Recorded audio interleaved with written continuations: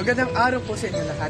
Ang aming paksa ay ang suliranin ng Ilog Nile noon at ang ugnayan nito sa kasalukuyan. Noong sinaunang Hipto, ang Ilog Nile ang pangunahing pinagkukunan ng tubig para sa pagsasaka at pang-araw-araw na pamumuhay. Dahil dito, umunlad ang kanilang kabihasnan at naging mataba ang kanilang mga lupain.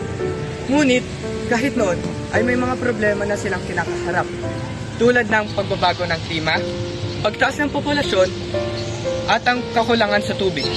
Ngayon, atin naman alamin ang suliranin ng kinakaharap ng Ilog Nile sa kasalukuyan. Ipapaliwanag nito ni Nico. Maraming salamat, Gaylord. Ngayon naman, dumako tayo sa mga pangunahing suliranin na kinakaharap ng Ilog Nile sa kasalukuyan. Unang-una, ang polusyon at pagkasira ng kalikasan.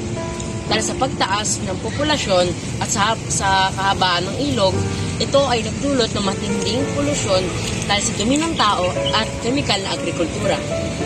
Pangalawa, ang kakulangan ng tubig at tagtuyot. Dahil sa pagbabago-bago ng klima, climate change, at pagkataas ng temperatura, ito ay nagdulot ng matinding kakulangan ng tubig sa rehiyon, kung saan ang supply ng tubig ay nasa mapanganib na antas na. May solusyon ba dito? Siyempre naman. Una, ang pwede nating gawin ay magsagawa ng mga programa para sa paglilinis sa kapaligiran ng ilog Nile. At pwede din tayo gumamit ng lambat o kaya trash net sa paglilinis ng tubig. Pangalawa, hindi natin agad mababago ang epekto ng klima. Pwede nating gawin ay ang pagtatanim ng mga halaman, puno, at maglagay ng mga basura sa tamang lalagyan.